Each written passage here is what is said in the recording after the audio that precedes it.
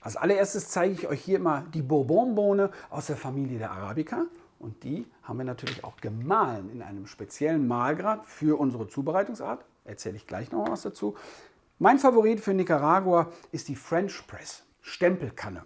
Die heißt übrigens so, weil wir hier so einen Stempel haben, mit dem ich nachher den Kaffee durch die Wassersäule durchdrücke. Der spezielle Mahlgrad hier ist die 7. Auf einer Skala von 1 bis 13. 1 ist so ganz samtig fein, da spürt ihr die Kaffeekörner kaum, bis hin zu 13. 13, da habt ihr richtig große, dicke, spürbare Körner. Und wir wählen hier die 7. Gleich wird der gemahlene Kaffee dann unten in den Boden eingefüllt, ein bisschen Wasser aufgegossen, das wird dann umgerührt, ein bisschen Wartezeit. Steigt der Kaffee nach oben, nachdem wir das Wasser eingefüllt haben. Und dann wird der Kaffee durch die Wassersäule mit diesem Stempel, mit dem Stempelsieb durchgedrückt. So, dafür brauchen wir natürlich auch heißes Wasser. Und das machen wir jetzt erstmal mit dem Wasserkocher. Wasser kocht. Jetzt lassen wir es ein bisschen sich beruhigen, damit wir von dieser Kochtemperatur runterkommen, so auf die 95 Grad. Das ist so annähernd die ideale Temperatur für die Zubereitung. Und in der Zwischenzeit fülle ich aber schon mal das gemahlene Kaffeepulver dort rein.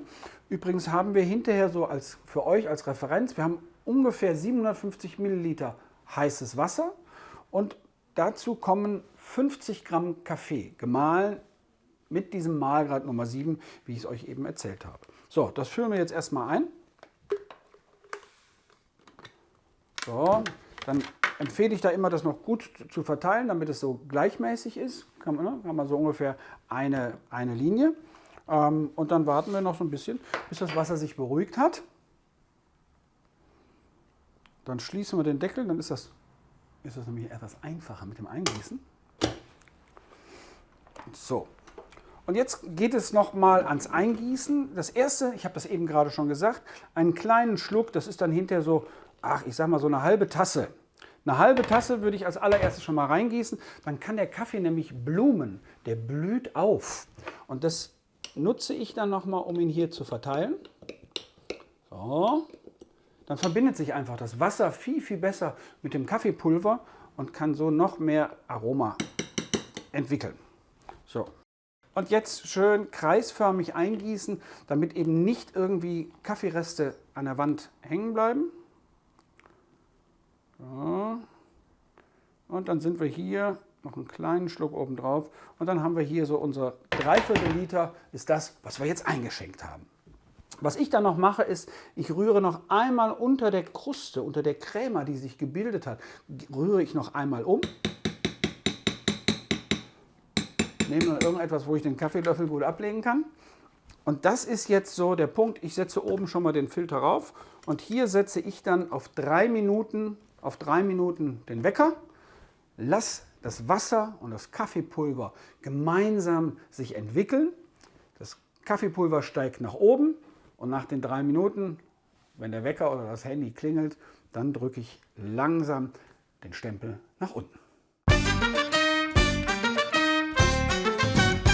Zu Ende ist das Ganze dann, wenn ihr nicht weiter drücken könnt. Das merkt ihr dann auch, weil durch den Deckel kommt ihr nicht durch. So ist es fertig. Und jetzt geht es an den nächsten Schritt. Sehr, sehr simpel. Ihr nehmt euch eine Tasse mit dazu und dann gießen wir ein.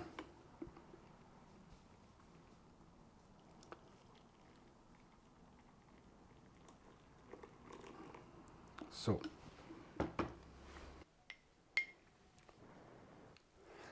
Wundert euch nicht, weil ich fange jetzt hier gleich so ein bisschen an zu schlürfen. Das ist aber jetzt nicht irgendwie verpasste Kinderstube, sondern das ist ein bisschen Sauerstoff. Der wirbelt das durch, dann schmeckt man es nämlich mehr.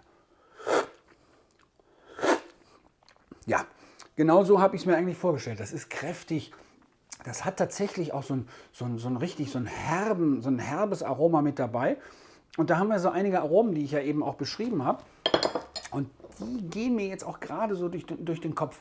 Also das Erste, was mir dann so einfällt, ist aber dann eben so eine Kombination. Schokolade und ein bisschen eine Süße. Das ist auf jeden Fall das, was man hier mit drin hat. Wenn ich jetzt noch mal so eine Nase nehme und mal ein bisschen... Ja, da ist Schokolade, da ist die Süße, da ist was Rauchiges auch mit dabei. Und auf jeden Fall Zitrus. Zitrusfrüchte, so ein bisschen so Orange, Apfelsine, das ist das, was man da rausschmeckt und auch rausriecht. Und dann ganz klar auch diese floralen Noten. So ein bisschen was so, ja, aufgegangene Blüten von einer Rose zum Beispiel. Also finde ich großartig hier. Ganz typisch. Klasse. Und dann, was auf jeden Fall mit dabei ist, das finde ich gerade immer sehr, sehr typisch. Ich hatte es vorhin auch so beschrieben, Karamell. Karamell, eben diese Süße, die Sahne, die mit dabei ist, Butter, die mit dabei ist. Das ist das, was man auf jeden Fall hier im Kaffee aus Nicaragua wunderbar herausschmecken kann. Und ich finde, das ist in der Nase schon und dann im Gaumen entwickelt sich dann richtig mächtig und fett. Also klasse Aroma, was man hier in Nicaragua entdecken kann. So, vielleicht für euch auch nochmal als Tipp. Wir haben eben den Mahlgrad, ich habe es schon erwähnt, ihr könnt mit dem auch noch ein bisschen spielen. Wenn ein bisschen gröberer Mahlgrad, dann läuft das Wasser schneller durch, nimmt euch vielleicht ein bisschen mehr Aroma, aber vielleicht ist es das Leichte, was ihr gerne haben wollt. Die 50 Gramm, die wir euch empfehlen für die 750 Milliliter, auch das ist mein Tipp.